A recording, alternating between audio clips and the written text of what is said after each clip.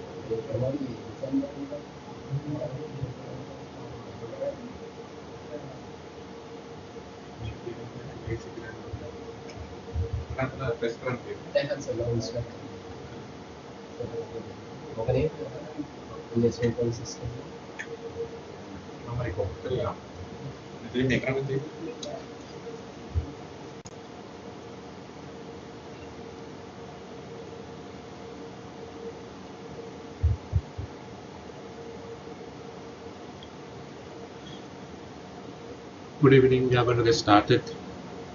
Today we are going to discuss a relatively easy lesson and no calculations, but it's very important step of portfolio management process.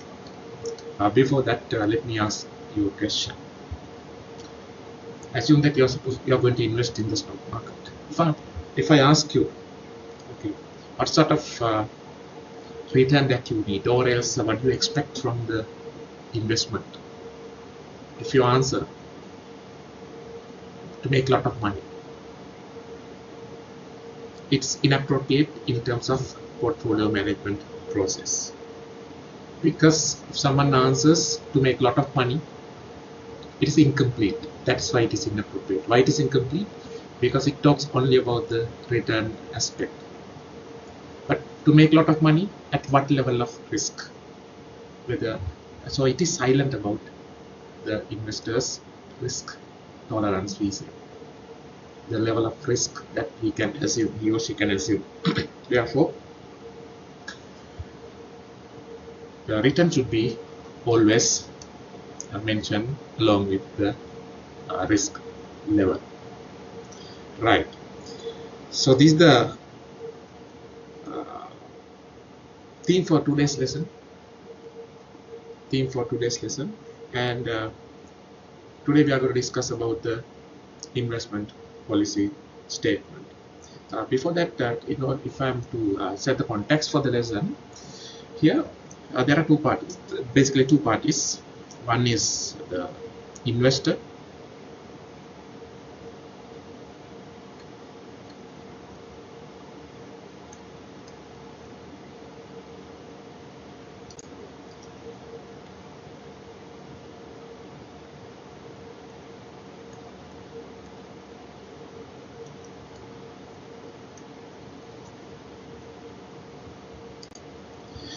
we have two parties.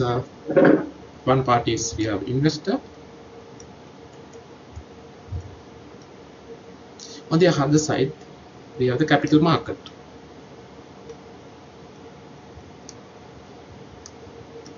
We have the capital market. In Sri Lankan context, in the retail investors' perspective, only these two parties, because investors are investing in the capital market or maybe in the debt market, stock market, equity market, and so on.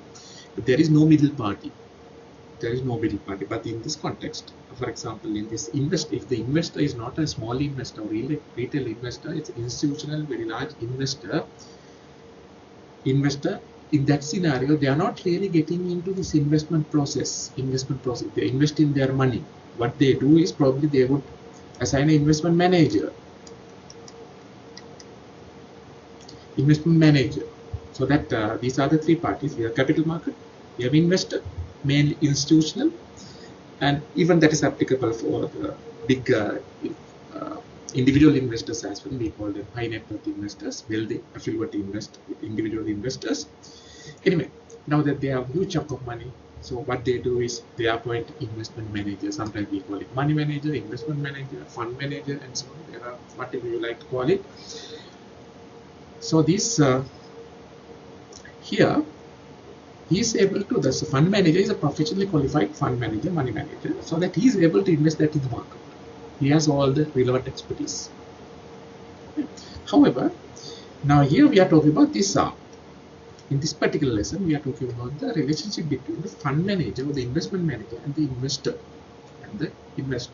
And there has to be a very good understanding between these two parties, otherwise that will drive to a problematic situation. For example, let me take a hypothetical scenario. Say investment manager has gone and invested in very risky investments, as a result of that the investor has lost a lot of money, and finally the investor has concern about the behavior of the investment manager. So that's a real typical example for misunderstanding between the investor and the investment manager. Therefore, it is very important to have very good understanding between these two parties. And yeah, this understanding should be documented for the later references, and therefore this is what is called investment policy statement. As the name implies, what's the policy under which the fund manager is supposed to invest investors' money. So this particular document is known as investment policy statement. When the policy statement is there, or else the discussion is documented, so it is very important to have that in the investment portfolio management process. So this is the context where we discuss this particular documentation. That's why I mentioned earlier, no calculation here. Today we are discussing a relatively easy lesson, I would say. Right. The formal agenda for the discussion would be, let's first look at some definitions, and then investor life cycle, because investor life cycle is very important, because the risk level or the return requirements would be different from time to time of the investors. Therefore, first, for example, something that is suitable at the early stages may not be that suitable at the very end. Therefore, first we will talk about the investor life cycle and portfolio process. Let's see where this particular documentation of IPS, investment policy statement, fit into the portfolio management process. And we are going to get into a discussion about why we need this IPS, because that's maybe somewhat self-evident, but we will get into a formal discussion on that as well. Then major components of the IPS. If you look at what are the ingredients of the major components, there is no universal format for IPS, but there are some essential components of IPS. And risk and return objectives, because in this understanding or in this documentation, the portfolio manager or the fund manager, the money manager is supposed to document the risk objectives and the return objectives. And let's discuss about that as well. And at the same time, there would be some constraints by the investors. For example, certain investors may not want their money to be invested in liquor companies or some other company. Likewise, there could be constraints. Therefore, when the constraints are there, of course, the money manager is constrained because he has some limitations. Right? And finally, the risk tolerance level. And so these are the items that we are going to discuss in today's lesson. And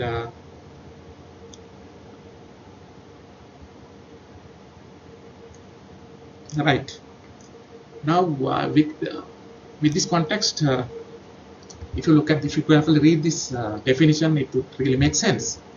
An investment policy statement is a document drafted between a portfolio manager. There are so many names, sometimes we call it portfolio manager, fund manager, money manager, and a client that outlines general rules for the manager. So this would serve the purpose of as a guideline for the manager. The statement provides a general investment goals and objectives of a client and describes the strategies that the manager should employ to meet these objectives. How the set objectives are met, it will outline. And specific information on matters such as asset allocation, risk tolerance, and liquidity requirements are also included in the IPS. And so that the latter part of the definition will really make sense when we discuss those stuff in detail. Right, as I alluded earlier, the investment life cycle is very important in the portfolio management process. Before documenting, we should have a closer look at where the client is in terms of the investor life cycle. It may be, as you know, this you may have, I'm sure you may have seen this before. Investor life cycle. We have 3 phases: accumulation, consolidation, and spending and gifting. Of course, in certain textbooks you may have seen spending and gifting are discussed as 2, but that even can be discussed together because those are happening together or very concurrent events. Right. In the accumulation, as the graph shows, now you can see in the x-axis you can see the age. In the accumulation phase, that's the, as the name implies, that's the phase where individuals are accumulating their wealth. As you can see, it is not that much. It's not that much. Why? Because at the very beginning there are so many mandatory expenses: car loan, housing loan, and so on. And likewise, there may be some education loans and so on. Therefore, those days there will not be much net worth. But after then, when they enter the next stage, the consolidation, by that's after just after mid age, right? Roughly 45, right? Then only they will focus on their long-term retirement and short-term objectives like vacations and children college needs and so on. So by then they may have already settled their debt or almost settled their debt, and there are so many almost all the debt may have been paid, and as a result of that their income would exceed their expenses, then so they would be able to save a lot in that phase. And finally, then after they will enter the next phase after their retirement. Then having retired, probably then so now they have enough wealth to meet their living expenses, and probably what then they would do is they would do estate planning. Estate planning is the how they are going to give their wealth to the next generation, and at the same time they would have short-term goals like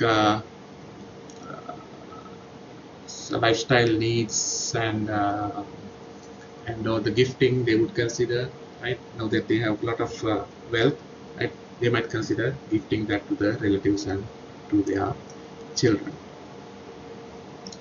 And so what I want to emphasize here is in this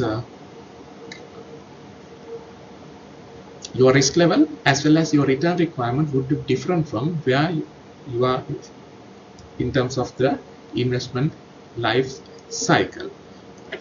And right, this small calculation will depict you the importance of saving early, benefits of investing early, right? As you can see here in the first column, it talks about the future value of an initial 10,000 investment. That's one-time investment invested, and that grows at 7%, right? Same calculation is done for at 2 interest rates, right? This part is for the interest rate 7%, and this part is for 8%. If you focus on 7% investment, the future value of an investment, initial 10,000 investment, you can see how the values are, right? And instead of this one-time investment, the future value of investing 2,000 annually, then it will bring 81,000, 188,000 and 399,000 as opposed to these values. As you can see, it is much larger the value indicated in the first column. Then how about the value of both of them? Having invested 10,000 initially, and thereafter that is continued as annual 2,000 investments, so that you will have much larger value. So at any given place, what I want you to compare is these three values, because the first line, it is for 20 years. If it had been saved for 20 years, and for 30 years and 40 years, you can see how large the value is. And right, before coming into portfolio management process, there are two matters actually I would consider as preliminaries for investors. Before investing, there are two matters that they should be, the investors should meet. Number one is, because if they are not able to meet their living expenses, of course they can think of investing. They shouldn't even think, right? Because having met their living expenses, and at the same time, let me put it this way, right?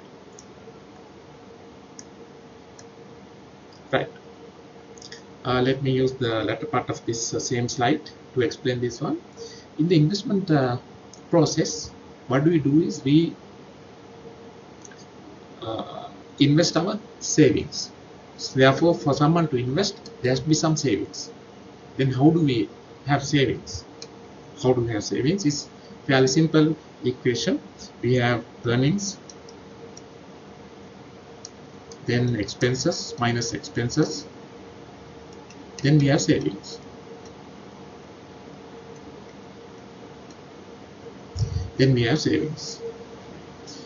But this formula really doesn't work, because this researchers have found out that this formula is not going to work. Why? Because for example, if we take a particular month, so we have earnings and we have a lot of expenses. When we make those expenses at the end of the month, the expectation of this particular equation, the formula is, end of the month, whatever the leftover will be transferred into a separate account which is dedicated for saving.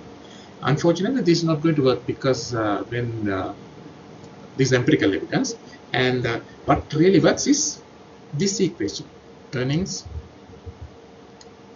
minus savings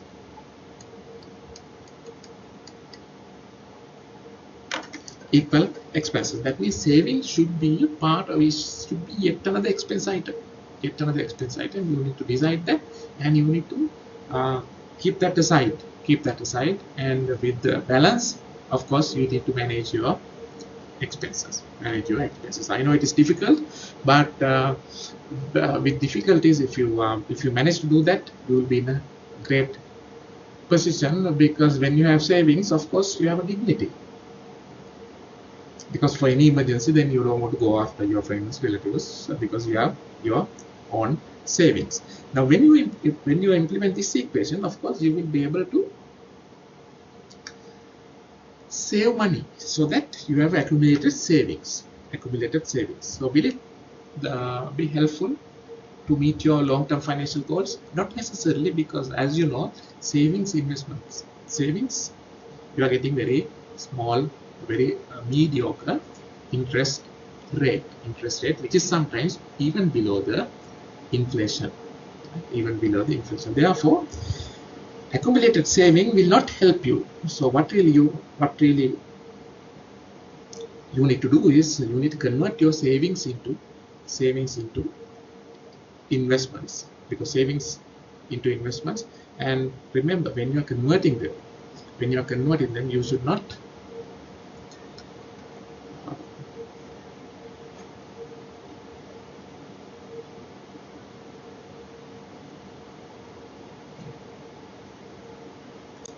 I'm sorry, I responded one of the online queries. Right. So investors should convert their part of their savings into the investments. Remember, part, not all. So that's the number one preliminary. You have to have cash reserve, because that's simply to meet your unexpected expenses. Otherwise, what will happen is you will have to liquidate your investments. May not be the appropriate time to do that.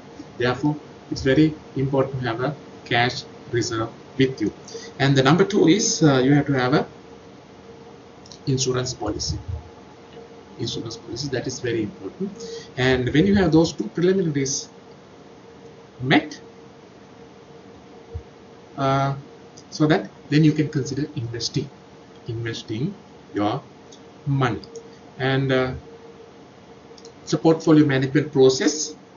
So what is relevant here in the first part, so I'm not going to dig deeper in the other steps which they will be discussed in a different lesson. The policy statement is number one, because there has to be understanding documented for the future references, and so that will solve a lot of issues between these two parties, right?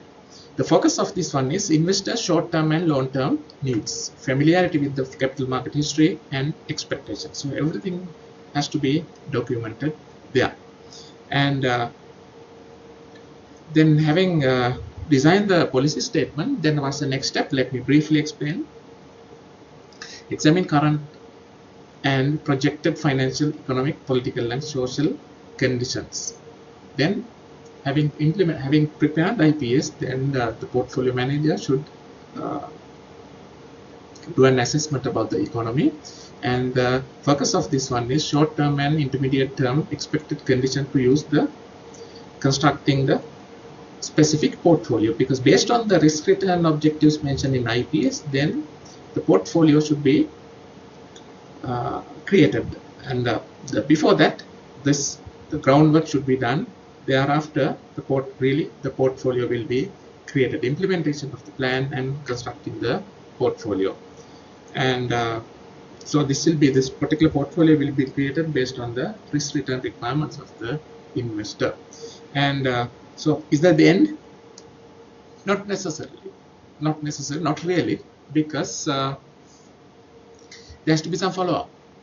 For example, the investment manager is not able to make the desired level of performance of the return, and so that then they will have to do the follow-up, monitor, and update the policy statement if needed. Investor needs, environmental conditions, and evaluate portfolio performance. For example, the investment policy statement is prepared. Then after, let's say, 2 years down the line, the investor has a different constraints, right? Different constraints. So that based on that, IPS or the policy statement should be amended.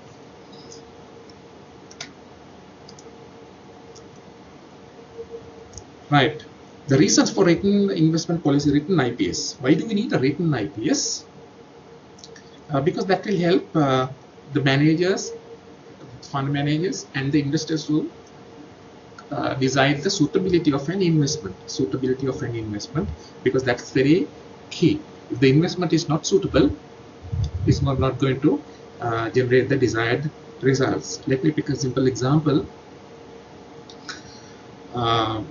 Say the client is a retired person after 55 or 60, and at that time he has the level of the risk tolerance would be much lower. So what is suitable? There will be a lot of current income requirements. That means maybe for the medical expenses or any other expenses, there could be some regular expenses. To meet them, there has to be regular income.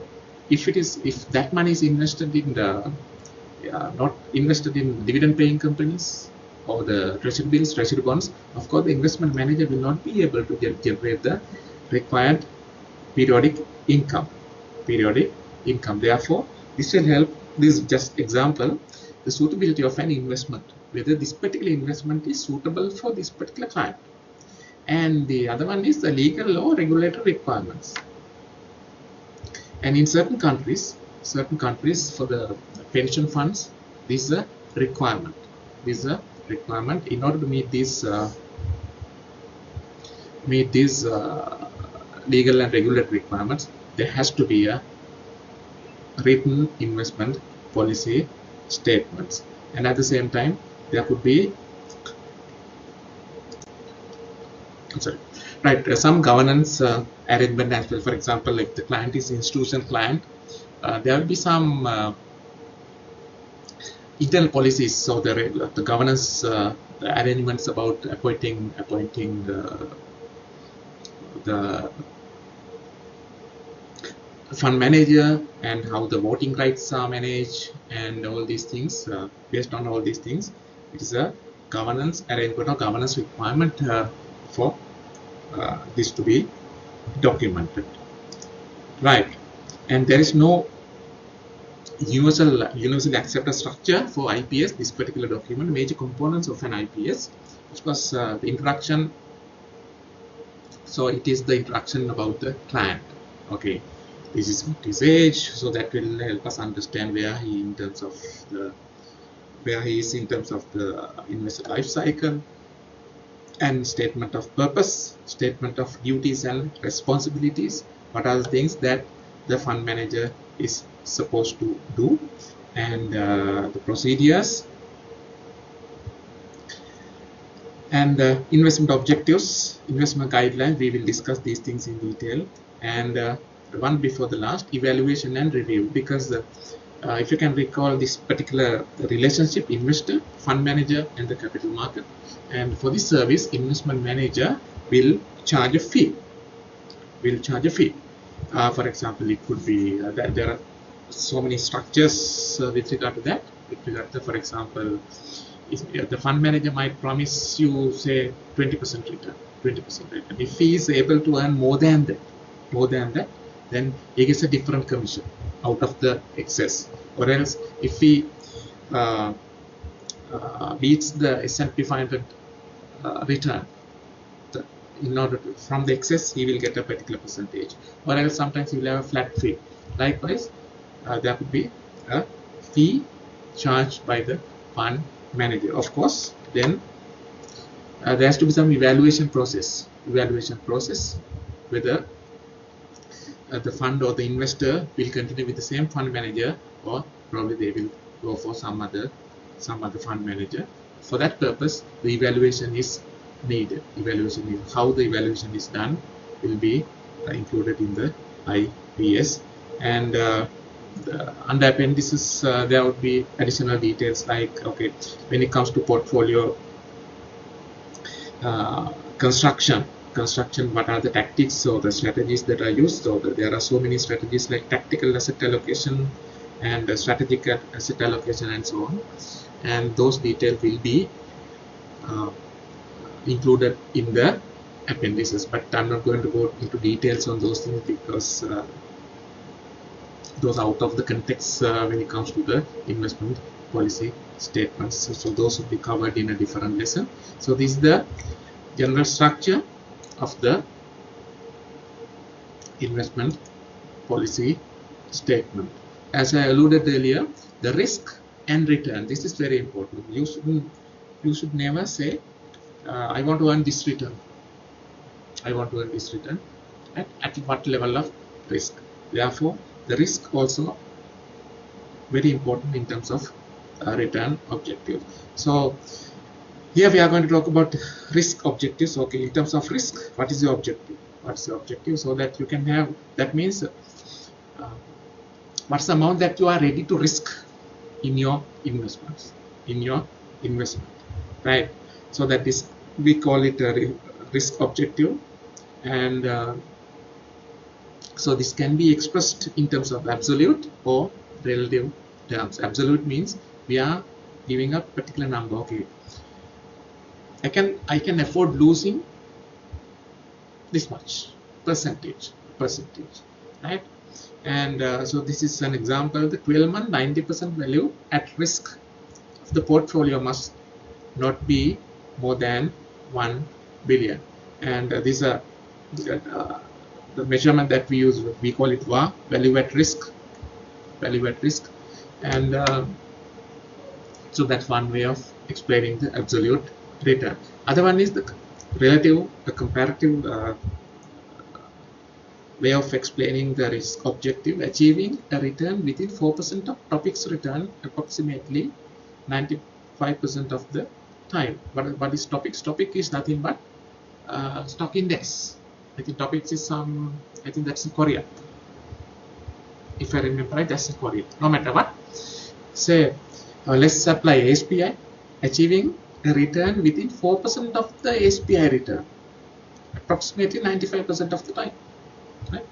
Now that's clear, I believe. So that's how the risk objective is mentioned in comparative terms, right?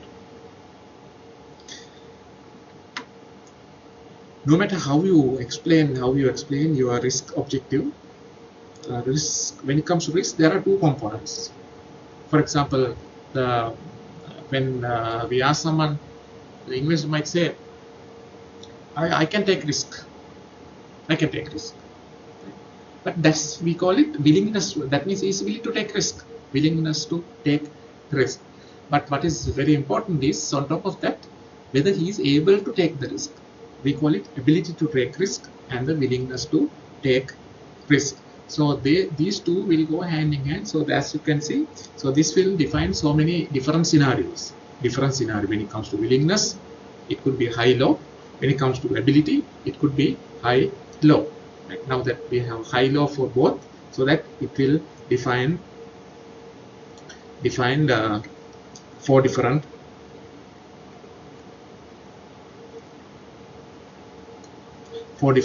scenarios. Say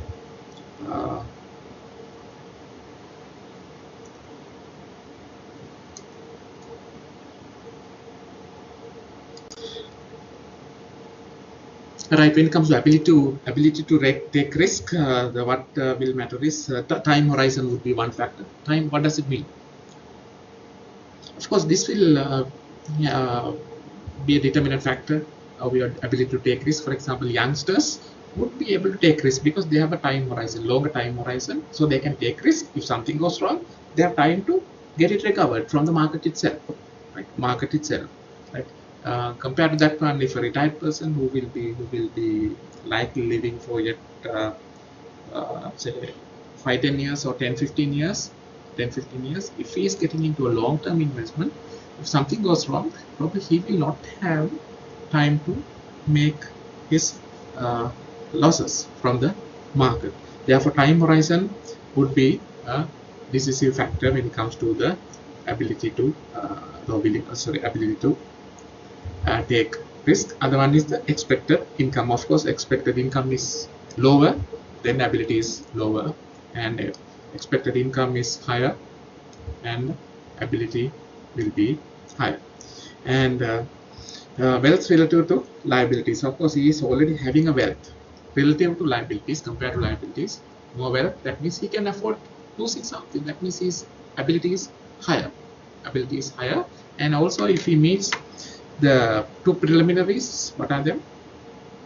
Cash reserve as well as insurance policy. So that his ability is much higher. So when it comes to the cash reserve, experts say that there is no amount what should it be, right?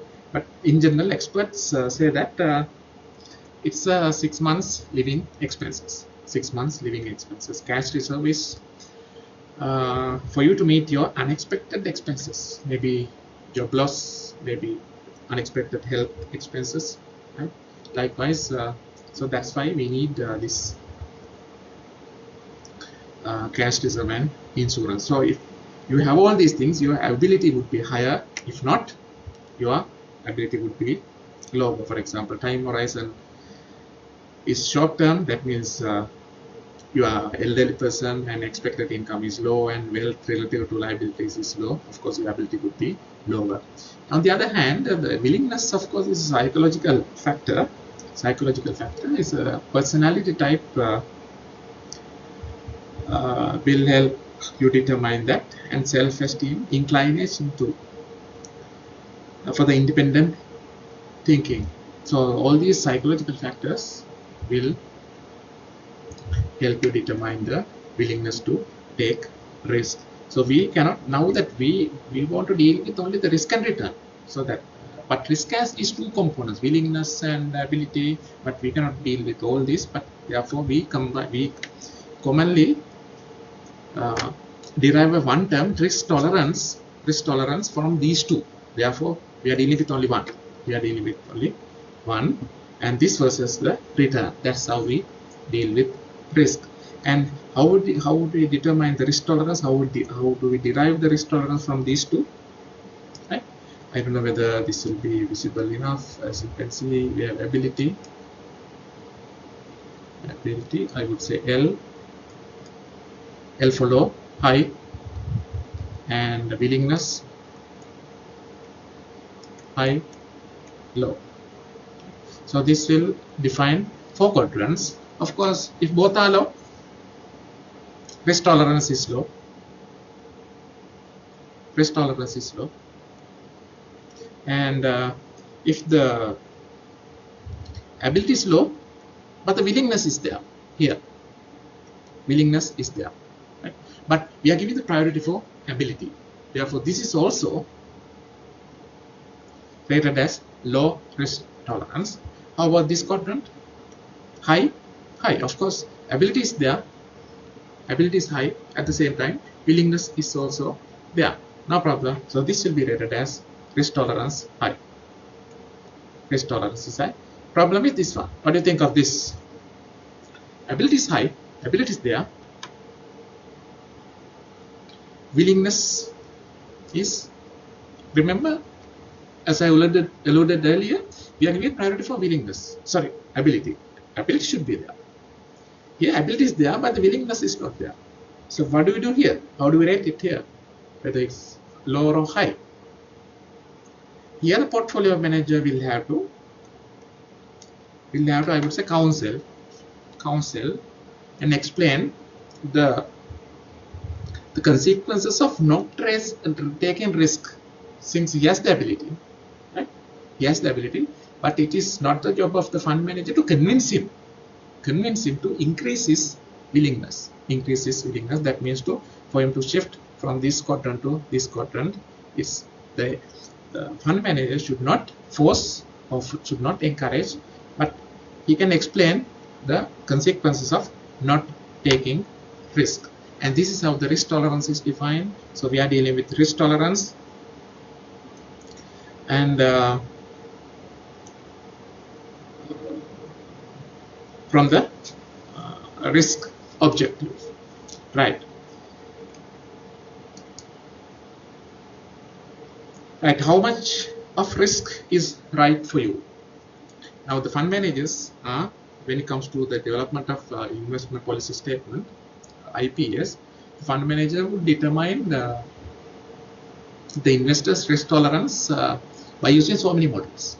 Sometimes it's a 5-question model or 10-question model, 20-question model, and there are so many models. So I'm here showing you this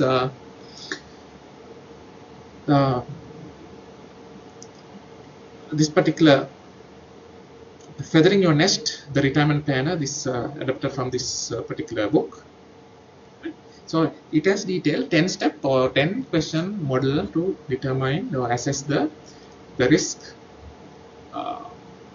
tolerance for the investor. Right?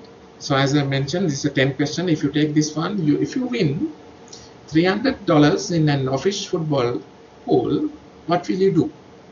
So you can choose any of these. Let's go through these 10 questions.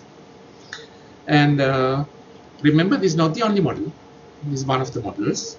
And spend it on groceries, purchase the lottery tickets, and put it on money market account, and buy some stocks. There is no right or wrong answer. You can pick any of these. Just make a note, and let's go to the next.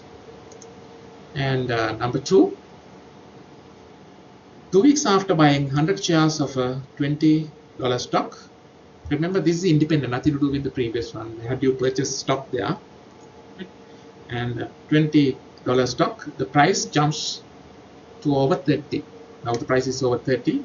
You decide to do what? You can choose any of these as your answer. Make a note.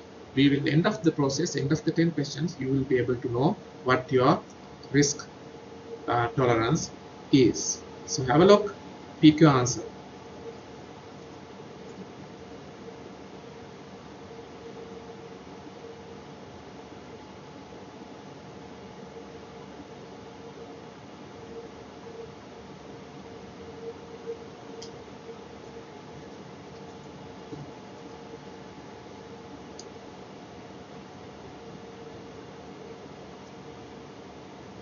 So that you can buy more and more stocks, it's obviously a winner.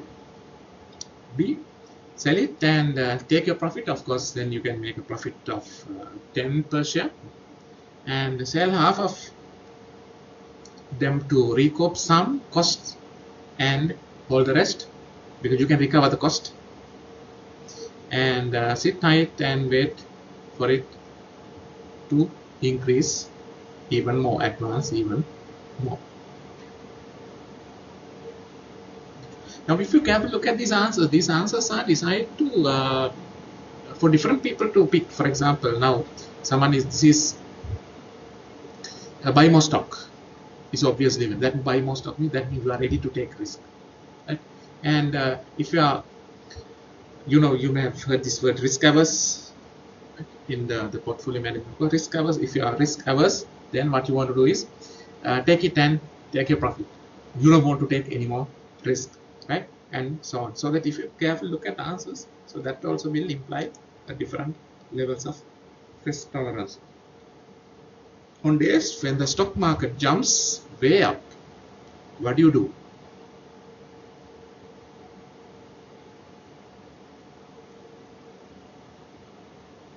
Pick an answer, so that end of the process you will be able to see where you are in terms of your risk tolerance.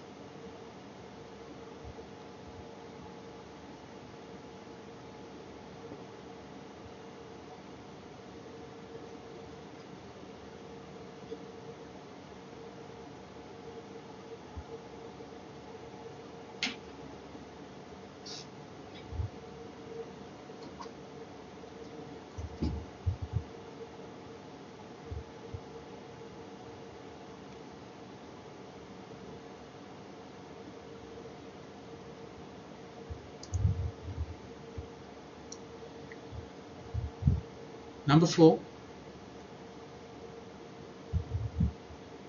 you're planning a vacation trip and can either lock in a fixed room and meals rate of $150 per day, or you have the other option, book standby and pay anywhere from $100 to $300 per day. What do you do?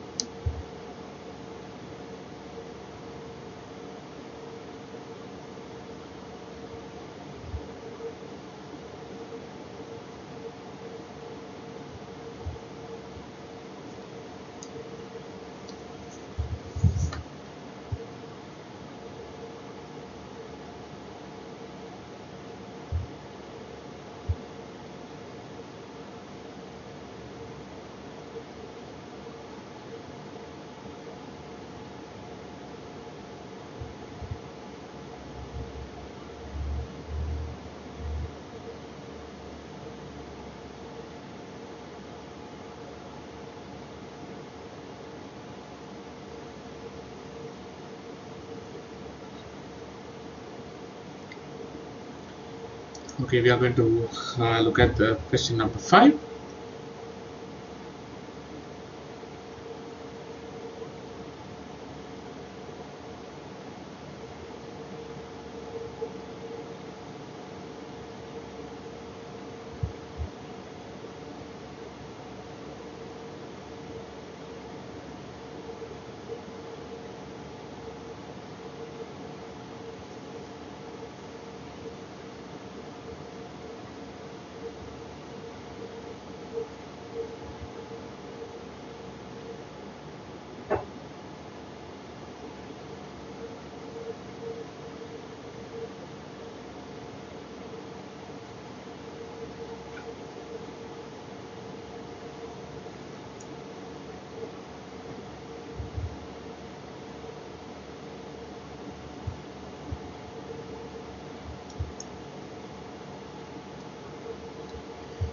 Question number 6. You have been working 3 years for a rapidly growing company as an executive.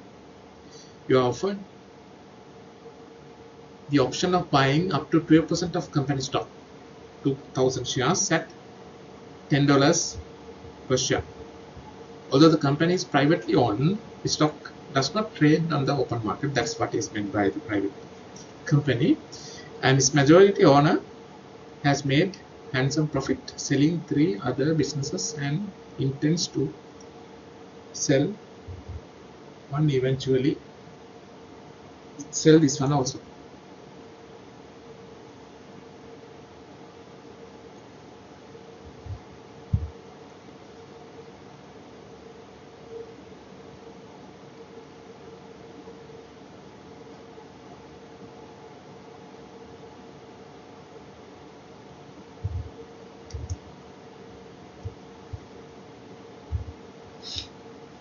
You go to a casino for the first time. You choose to play. Now you might need some understanding about the casino, which I doubt. What you can consider is A is less risky. B is, the riskiness is increasing over A, B, C, and D. A being the lowest risk and D being the highest risky one.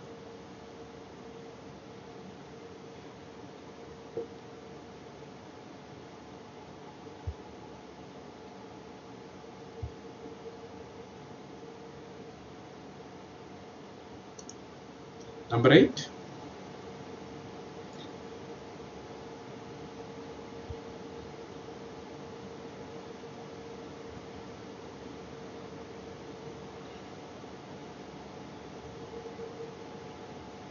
It's a typical day-to-day life example, nothing to do with investments. You take someone for a special dinner in a city that's new to you. You don't know the place. How do you pick a place?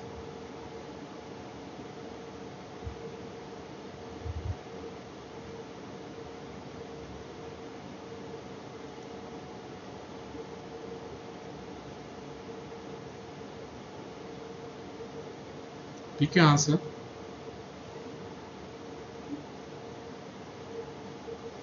Pick your answer in this and make a note of that, right?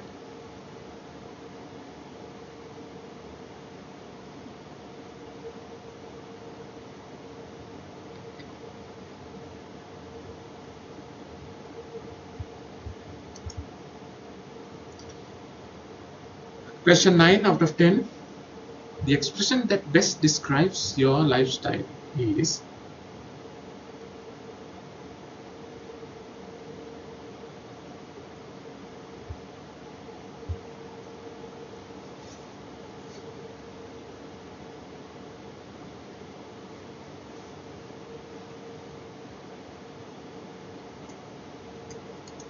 and the last one. Your attitude towards money is best described as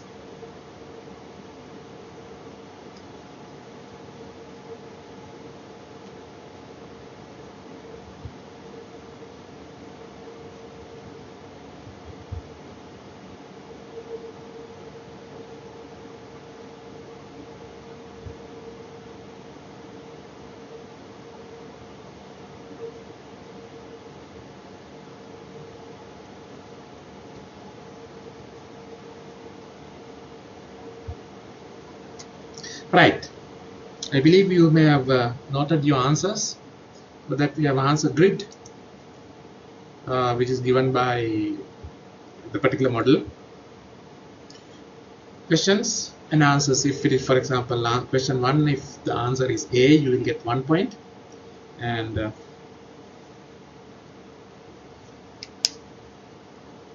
1 point. And if the answer is 4, that means you will get 4. Answer is B, you will get 4. And answer is C, you will get 2, and so on. Likewise, you can find out your score. And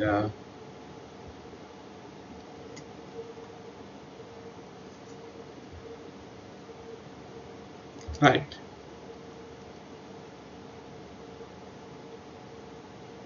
This is what your total, what the outcome is or the result is. Your answer is between because there is no way that you will get less than 10, because if you look at the marking scheme always at least you will get 1. The minimum would be 1 for each and 10. Therefore, the minimum answer would be 10. If it is between 10 and 17, you are not willing to take a chance with your money, even though it means you can't make big gains.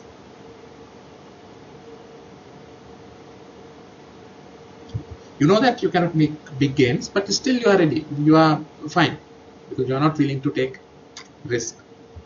And if it is 18 and 25, of course, then we call it you are semi-conservative, willing to take a small chance, small risk, not really a huge risk. And between 20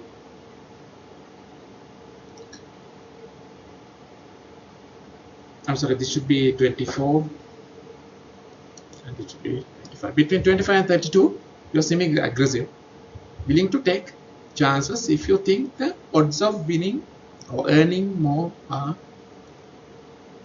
in your favor. Odds means the probability you can take it. Right?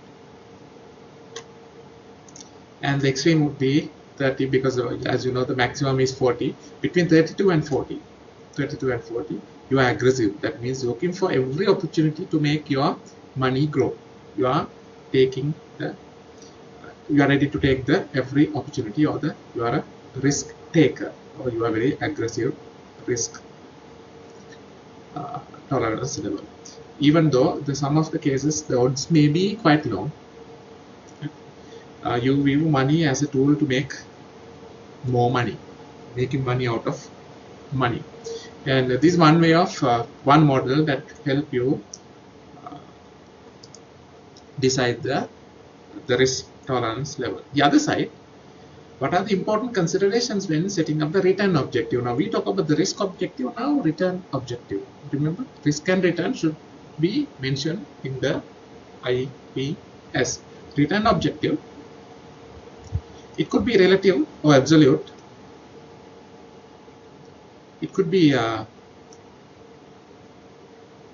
nominal return, required return, or real return.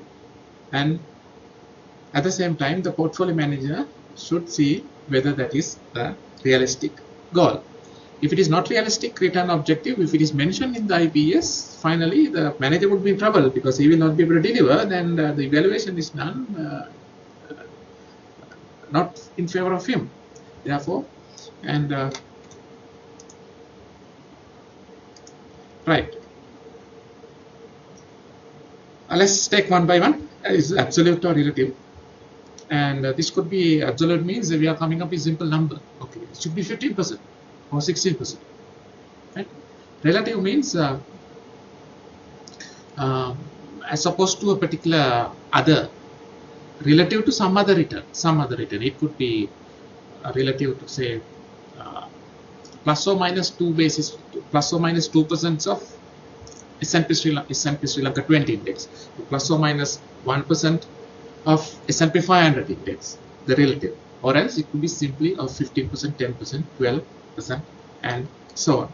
And at the same time, it should be mentioned that if it is mentioned as 12%, it is nominal or real, or the required return. Nominal means real return is after the inflation. And whatever mentioned in the IPS, the portfolio manager should be mindful to determine whether that is realistic or not. For example, nominal return is, the required nominal return is say 12%.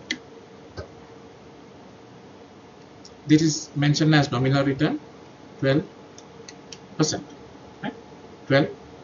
So not 12%, say 20%.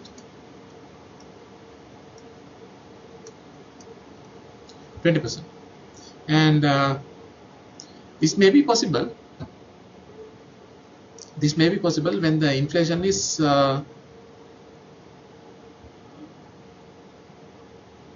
sorry. This is mentioned as real return. The required real return is 20%. Required real return is 20%, and this may be possible This may be possible when the inflation is 2%. Why? Then the nominal return, as the manager is supposed to generate 22%. If he is able to generate 22%, of course, then the real return would be 20%. But this will not be possible when the inflation is 10%. Why?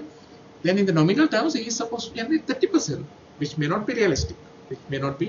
Likewise, whatever mentioned, or else even S&P 500 return plus or minus 1%, or else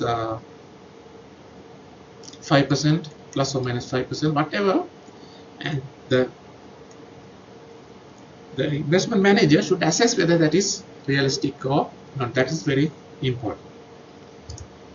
Right, let's have an example of the return objectives. This is the example. Having assessed his risk tolerance, Henry now begins to discuss the retirement income needs with the financial advisor. Right? He wishes to retire at age 50, which is 20 years from now. That he is at 30 now.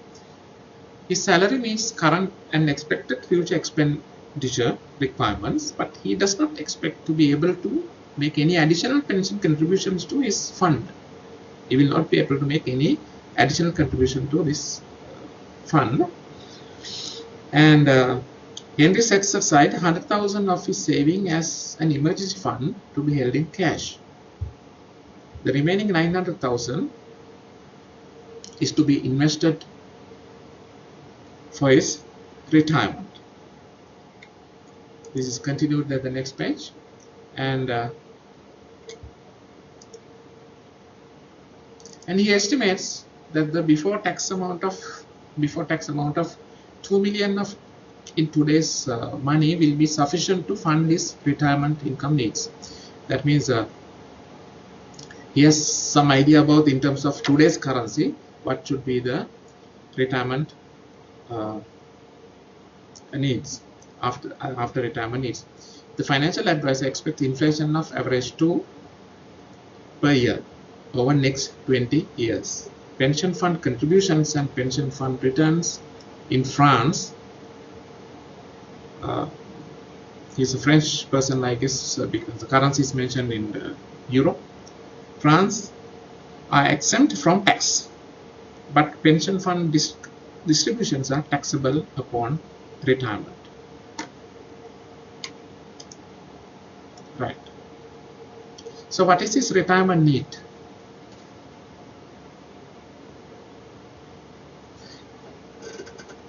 Because it is in today's currency is 2 million euro, and inflation would be 2%. Therefore, his retirement need would be this much, 2.97 million euro. And in order, now he has 900,000 allocated for this one, nothing else, 900,000. And so this has to grow to meet or reach this amount. It should become 2.9 million, and you can understand the simple mathematics. 1 plus x being the required rate or the return requirement, and to the power 20, and if it is to be equal to 2.971 million, and the x or the rate would be 6.2%.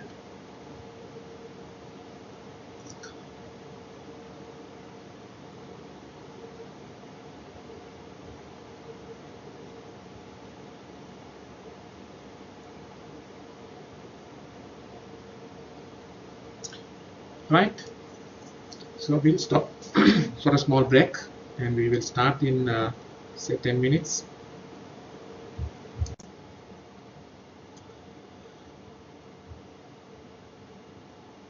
Alright, welcome back after the break. We're going to get started. The constraints on portfolio selection. Now, if you look at the big picture, you have the investor, maybe individual, institutional, or institutional like company, pension fund, or retirement fund, or any other big institutional client or institutional investor, or wealthy, affluent individual investor, we call them HNIs, high net worth individuals, HNIs. Okay, whatever the type investor, and on behalf of them, the fund manager, the portfolio manager, will act on behalf of them for them to help them achieve their financial goals. And now here, as I alluded, we are talking about this. Just to recap, this particular the fund manager and the investor and the relationship between those two, or the understanding how the fund manager has understood the particular client, right?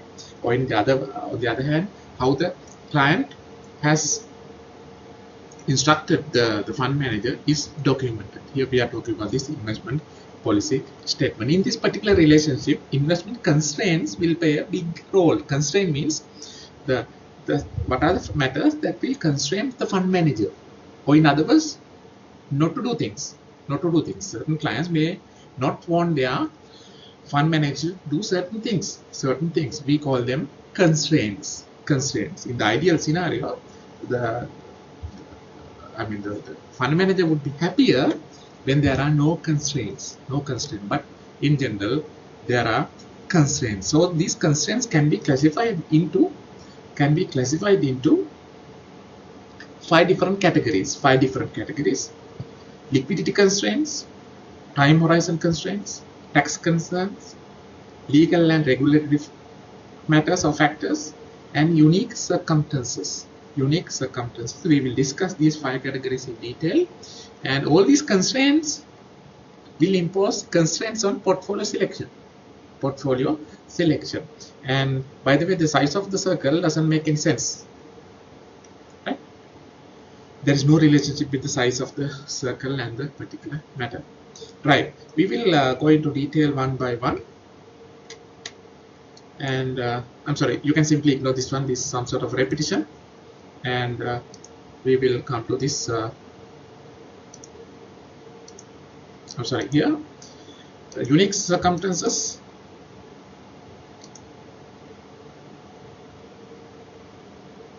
The liquidity. Okay, what's the liquidity constraint? Remember, constraint means it will impose some prohibitions or not to do things on the fund manager. Liquidity constraint would be, so the fund manager is a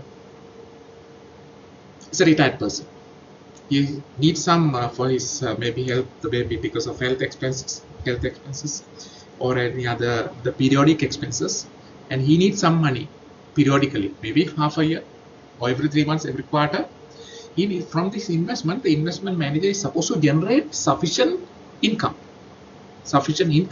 for the client. Therefore, that imposes a constraint on the fund manager. Therefore, fund manager should invest in such a way that the investment portfolio should be able to generate such cash flows. How about for such a client, if that money is invested in growth stocks? I believe you know what growth stock is. They are growing aggressively. Growth stocks are meant for capital gains or price appreciation. Usually they may not pay dividends because they are growing faster. They are deferring, or they are postponing the dividend payments because they are reinvesting their dividends, thinking that they would be able to make a larger dividends in the future years. Therefore, they are not paying dividends, and they are growing much faster. If that money is invested in such a company, okay, will that fund manager be able to fulfill the client's requirements? Not really, because he will not be able to generate the sufficient quarterly or semi-annual cash flows to the client. And instead, it should be invested in treasury bills or treasury bonds, because treasury bonds will pay semi-annual coupons, and treasury bills will pay quarterly interest payments, or else regular dividend paying companies. And those should not be invested beyond such companies or securities. That's what the liquidity constraint is. If there is no liquidity constraint, of course, fund manager is fairly free because he can invest in, he can think of long-term investments, and if a fairly young investor, earning a lot, and expenses would be somewhat lower because he can manage his living expenses with his earnings. Therefore, he may not have this liquidity requirement. He may not want regular cash flow, so that he can think of longer time horizon. So in that, as far as that particular client is concerned, the liquidity requirement is much lower. The other constraint is time horizon. Constraint. Of course, these two are somewhat related: the liquidity and the time horizon.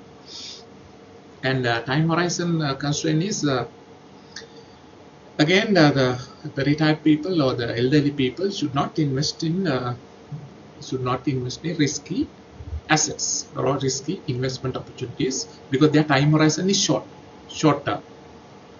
Because why they should not invest in risky investment opportunities is, if something goes wrong, they will not be able to recover their investments from the market. Therefore, for them, those should be investments, secure investment opportunities.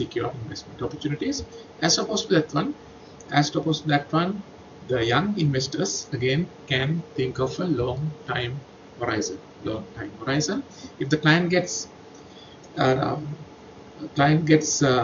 if the fund manager gets clients with short time horizon, of course, then they are constrained. Based on that, they will have to do their portfolio selection. If the time horizon is long term, of course, they can think of the somewhat risky assets, and if it is short term, of course, then they will have to go for less risky assets like treasury bonds, treasury bills, and so on. And tax concerns, legal and regulatory factors, and unique circumstances will be discussed in the next couple of slides because they are to be discussed in somewhat detail. Right. What are the tax concerns? This is the third investment constraints that we are discussing. Tax concerns.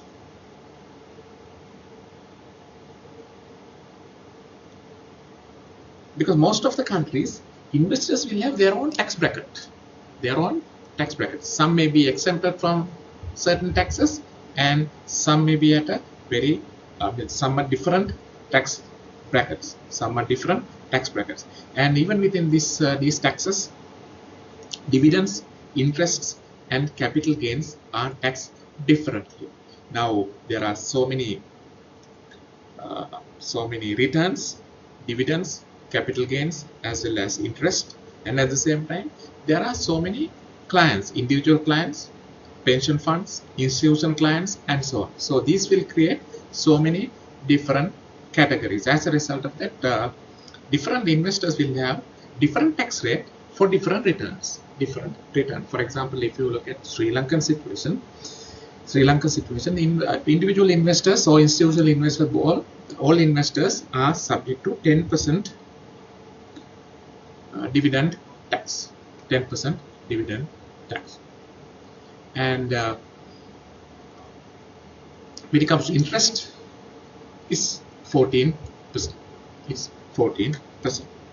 And the returns from the mutual funds or unit trust industry, individual investors are exempted, or in other words, they can take 100% take home from the dividends declared by unit trust management companies.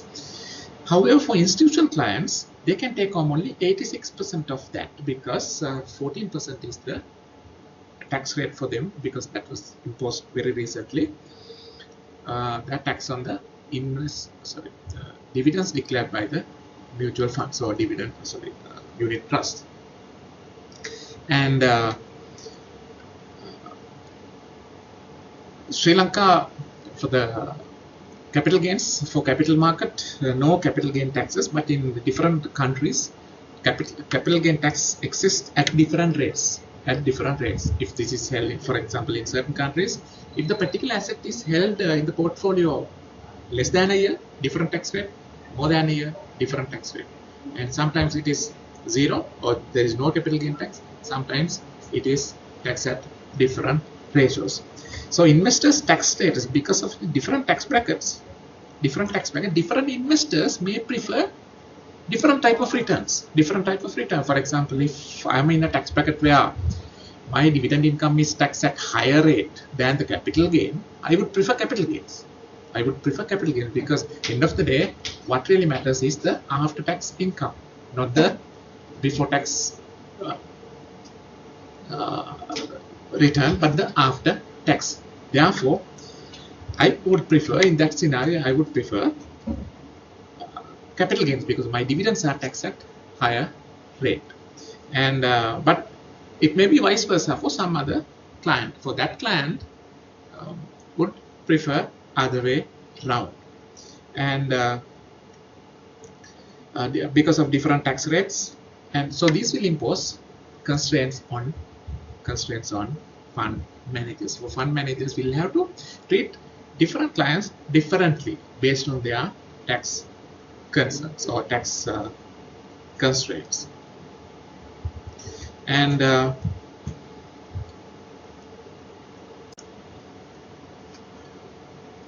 coming back.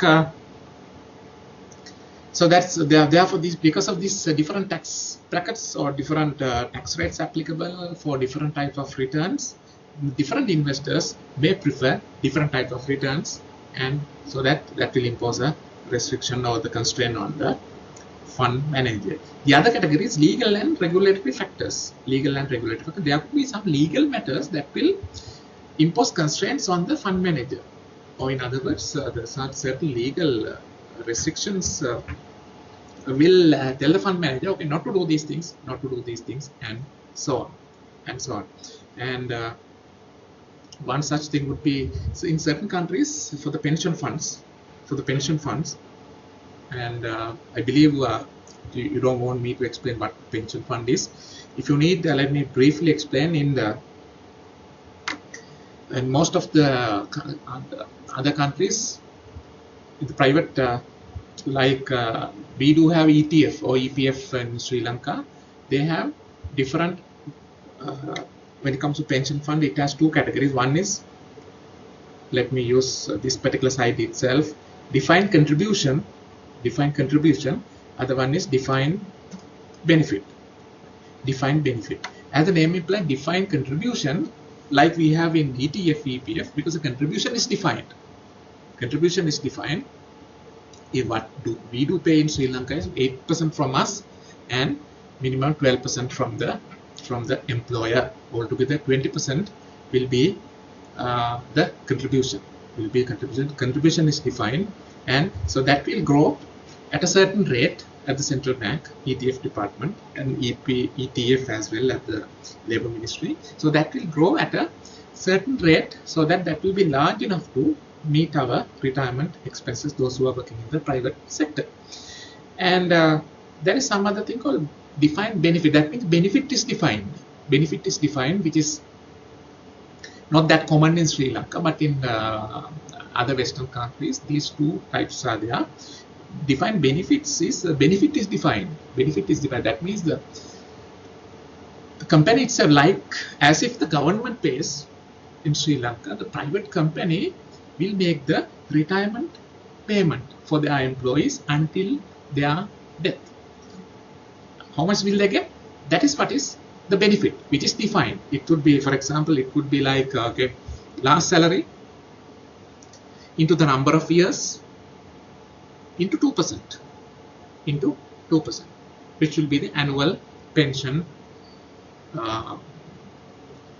benefit that they would get. The company will continue paying this for their employees, so that they will have a separate function for these pension funds.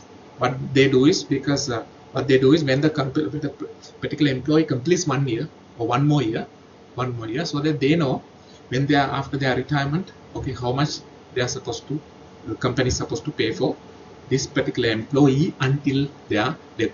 So this will involve a lot of assumptions. Okay, he will work till this year. Okay, he will retire at 55. Thereafter, he will live, say, another 20 years. Therefore, what is the future payment? So that in parallel, so that company won't wait till the retirement is, the payment is due, so that they will, now itself they will allocate some funds and let it grow so that it is large enough to make those future payments when the particular person retires. Likewise, the pension funds, this is what the story behind the pension fund is. So they will allocate annually, and at the same time they will invest that somewhere so that they will grow at a particular rate, so that that is large enough to meet their future liabilities. And at the same time, when it comes to this, that's the responsibility of the employer. Employee doesn't want to do anything because so they will get paid until their death. So that these funds are available to be invested in other markets. On the other hand, defined contribution, what happens? So that investment and management of that fund will be the responsibility of the employee. Upon the retirement, he will get some lump sum. Thereafter, when the contribution, the defined contribution is made, there is no responsibility of the employer. But from the defined, actually that's common in Sri Lanka as well, because upon retirement we will get some lump sum from the ETF and ETF, so that it's up to us to how to invest that and manage our the expenses thereafter. Likewise, the defined contributions, individuals, when they get their defined contribution amount, so that they will have to invest that, and at the same time, large companies, they will manage their pension funds. So these are commonly called pension funds. These are inevitably the institutional clients. Huge money they have to invest this in the other markets. And for these pension fund, remember, these are other people's money. Therefore, there are legal restrictions on these funds. Okay, this should not be invested in say company A. Company A, they are defined benefit plan, and their asset under management is so many billions. However, if that is invested in the same company A, they are investing that in the same company itself, is 30%. But there are restrictions on that. It's like usually it's 5%. If it is 5%, of course, then that will impose a legal restriction. And at the same time, there could be some other restrictions for this, especially these type of pension funds, because those are other people's money. And other restrictions would be, okay, you should not invest in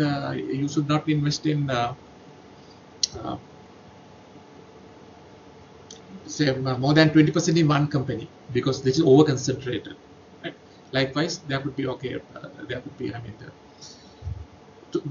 amount to be invested in one single stock, maybe 15%. If it is there in that particular jurisdiction, of course, that will be an example for legal restriction. So these will impose constraints on the fund manager. And the other categories limits on the use of material non-public information. That also will impose some restrictions. So before that, so these are so many there are so many adjectives here. Of course, information. When it comes to the listed companies or the public securities, publicly traded securities, information is very key. And so this information can have so many categories. One is, of course, public information. Public information means that's there in the public domain, so that you can act on that, right? You can act on that in the sense, say, the company yesterday or today, or they published the annual report or the quarterly report, and they have realized that they have reported more than the analysts have forecasted in terms of their quarterly profits. That's public information, so you can act on that because that's public, it's not prohibited.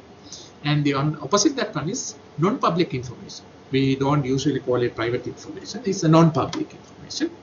And when it comes to non-public information, within non-public information, there are two categories. One is non-public information, immaterial or non-material, non-material or non-public. Right? Although that's non-public, you can act on that. Why? It's non-material. Problem is, if it is material, non-public material information is a problem. You should not act on material non-public information. So that's what the information is, and there could be, for example, material non-public information would be a particular company is going to the materiality. I'm not going to talk about the material. If I'm to talk about the materiality, material or non-material is decided. The matter is decided based on the impact on the potential impact to the price. If it is made public, had there been a huge impact to the price, of course that's a material information. And so this material non-public information also will impose a restriction sometimes on the fund manager. There could be limits on that. For example, the typical example would be, say for company directors, certain jurisdictions, there are restrictions on company directors to trade their own stock before, say, a particular period of issue of their financial reports. Say 2 weeks before before and after the release of annual report, because they are exposed to this non-public material information. Right? If the particular client is a director of that company, of course, then because of that, the fund manager will not be able to invest in such companies. So that's an example for limits on use of material non-public information. And the last category is the unique circumstances. Right? Unique circumstances. What does it mean? Now we talk about the time horizon constraints, liquidity constraints, tax concerns, as well as legal and regulatory constraints. And in addition to all these things, there could be unique circumstances. It may not be legal related, tax related, or any other thing related to any other thing, but is unique to you. Right? Simplistically, one particular client may not want their fund managers to invest their money in the weapon manufacturers, or the companies related, companies that are dealing with the weapon manufacturing, photography, or alcohol, or any other that sort of companies. It's a unique circumstances, unique constraints. So these also will have different categories like ethical, because of ethical reasons. Other one is the religious beliefs. For example, the Muslim investor may not probably invest in non-Sharia compliant investment opportunities because they are very concerned about this Sharia compliant investment opportunities. They probably may not want to invest in non-Sharia compliant investments. Likewise, based on that may come from religion, or the Christian investor may not want to invest in certain companies based on their religious beliefs. Likewise, there could be not only religious beliefs, there could be personal preferences. Right? Simple as that. There would be person, okay, he doesn't want to invest in say tobacco companies. Right? Simple as that. Right? These are personal preferences, and like it may come from ethical concerns, right? Ethical concerns. Somehow these are known as unique circumstances. One such growing area of that term is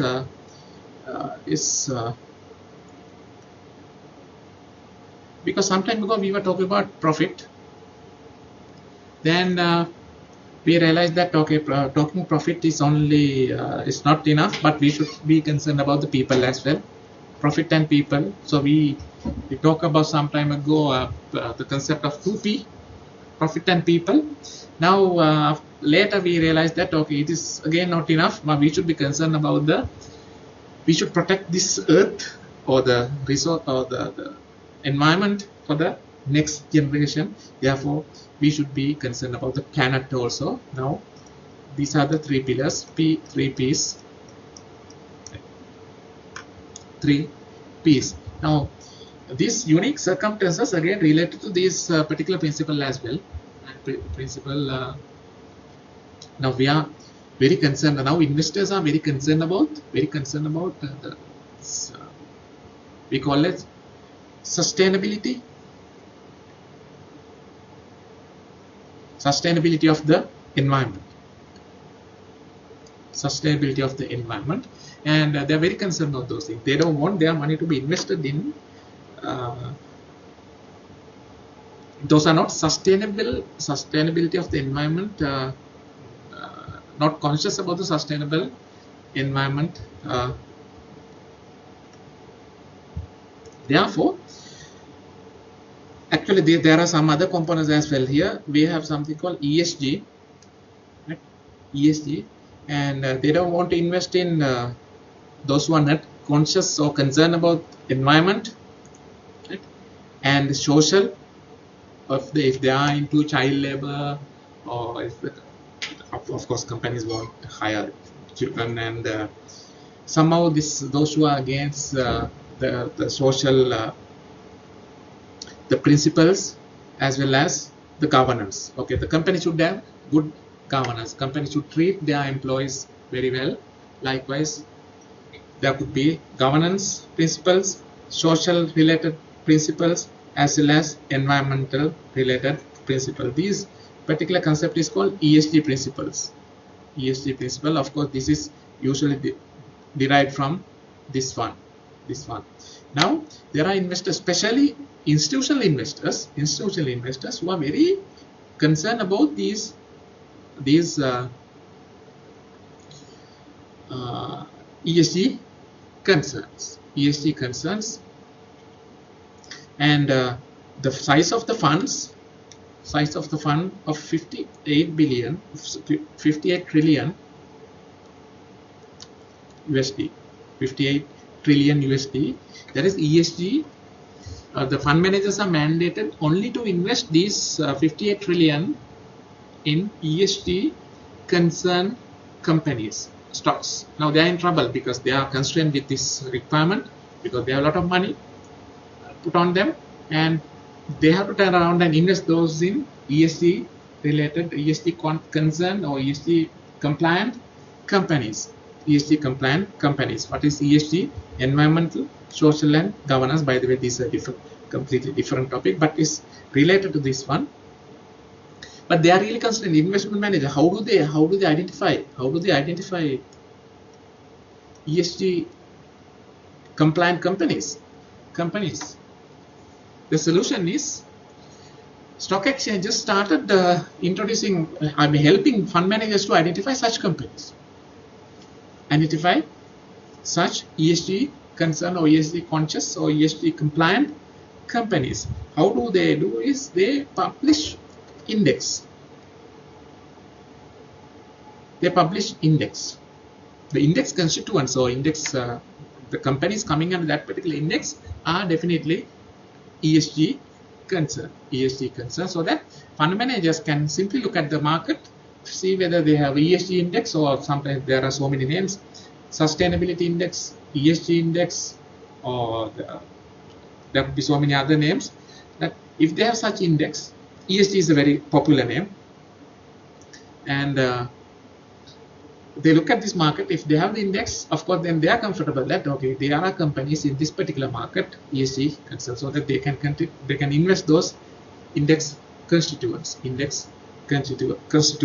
because there's a growing trend of stock exchanges introducing these ESG related indices.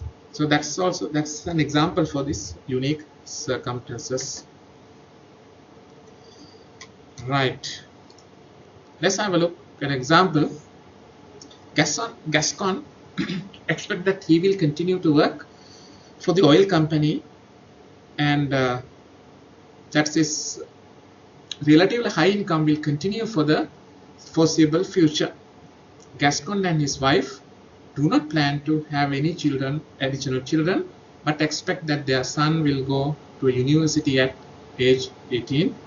They expect that their son's education costs can be met out of their salary income. That's what their expectation is. But this you can consider this as a typical client that came to you if you are the head of fund manager. Right? Gascon's emergency reserve is 100,000 euro is considered to be sufficient as the reserve for unforeseen expenditures. That means his emergency fund, and his retirement saving of 900,000 euro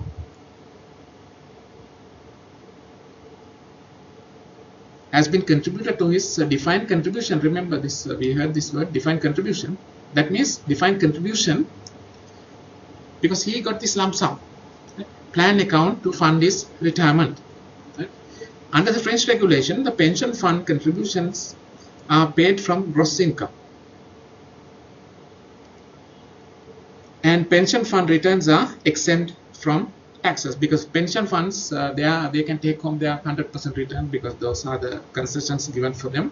But pension payments from the fund to retirees are taxed at income as income to the retiree. When the lump sum is paid to the client, so that is taxed. Thereafter, it's the investors or the individuals or employees' responsibility to invest in and manage it so that the return is large enough for them to manage their life.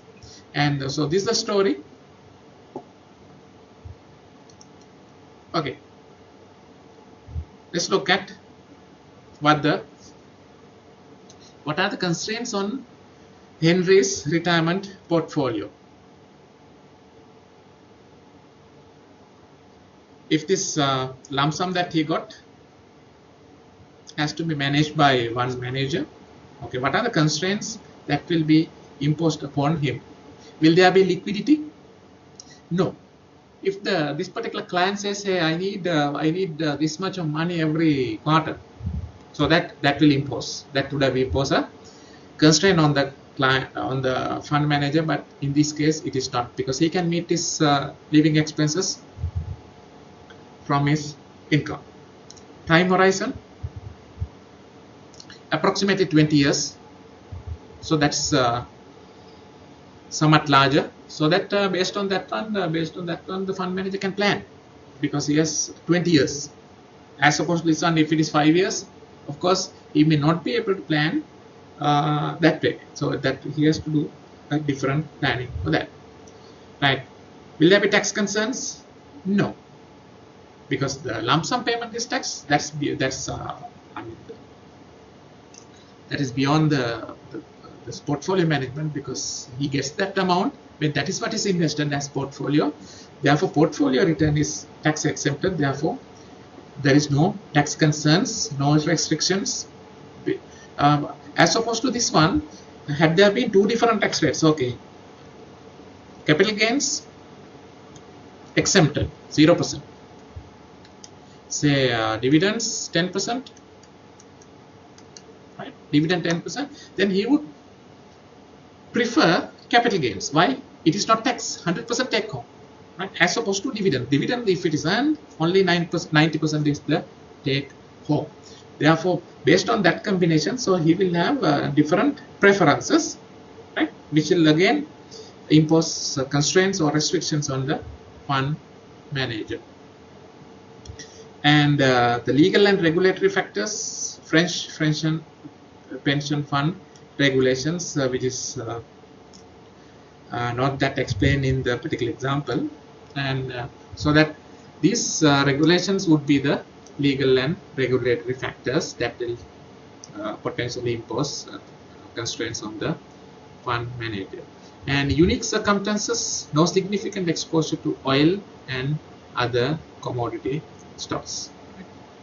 and that's what his unique the preference is, right? And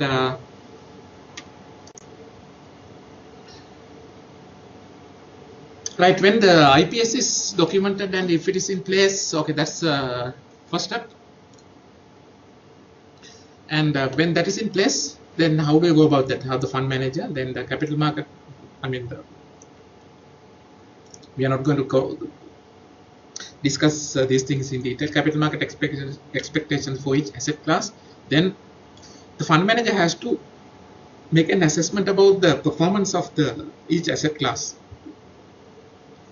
Bonds, equities, and other the different bills and others, different asset classes, how would they perform in the future? And based on that, they will do the asset allocation. There are two approaches: strategic asset allocation (SAA) and TAA, tactical asset allocation or security selection. So this is out of the context of the today's lesson, and I just want to show this to show you the connection between, I mean, where the IPS is fitting in the bigger picture, right? And the summary, we discuss about the components of the IPS: risk and return objectives, determinants of risk tolerance, and investment constraints. Particularly, it will be important for you to remember what these investment constraints are. Investment constraints or return constraints, right? Liquidity, tax concerns, time horizon, and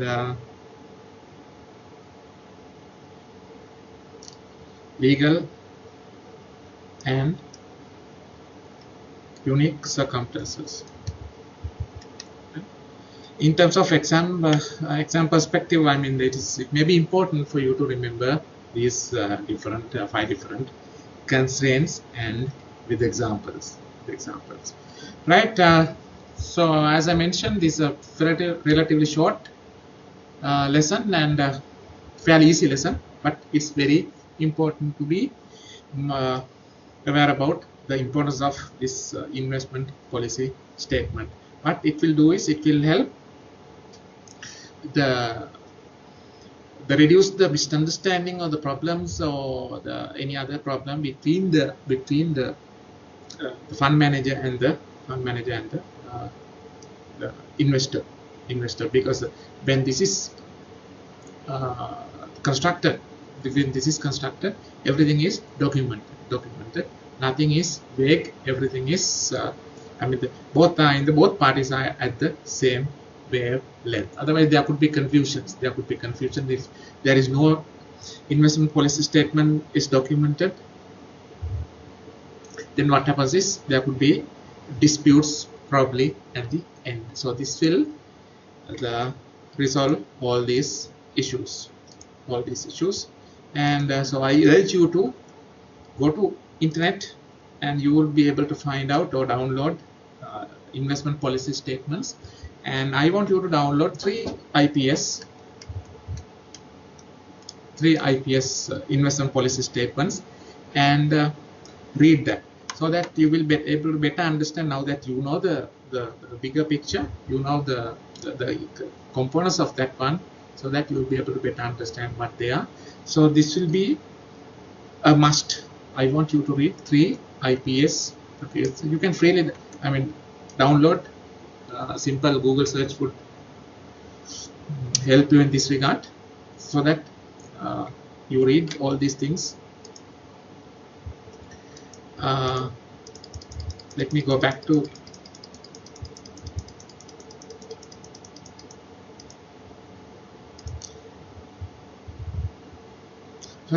coming back to this major components of an IPS. So when you read this one, 3 examples, you will read you will see all this in introduction.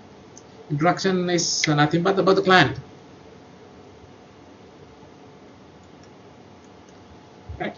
About the client, and statement of purpose and statement of duties and responsibilities. Those are of course self-evident. You can see the duties and responsibilities of the fund manager, and the procedures, how the communication and all the other matters should take place, and investment objectives. What are the objectives of the particular investment affair, and the investment guidelines, evaluations, and review. And of course, you may not see the same topics, but similar topics, and evaluation and review. How the evaluation is done, evaluation of the fund manager is done annually or periodically, and the review of how the review of the IPS is done. Review is because the investment, for example, investment constraints may be different from time to time, right? And after 1 year, there could be some additional. For example, he may have some now ethical concerns, so that it will impose unique restrictions, unique constraints on the investment on return. Likewise, so this has to be reviewed probably annually, and so you will see all these things. So when you read all these three, you will be on top of IPS, right? All right, any other question from the online students?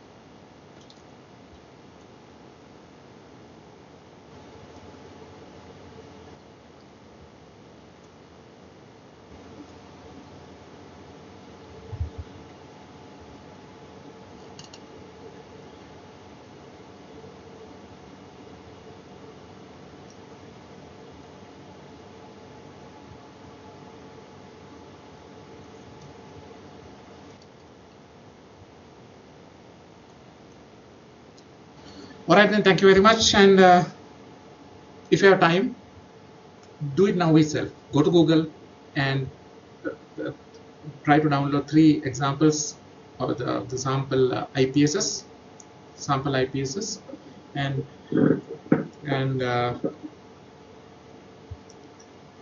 read it now, so that you will be able to relate that with the real world work. All right, thank you very much.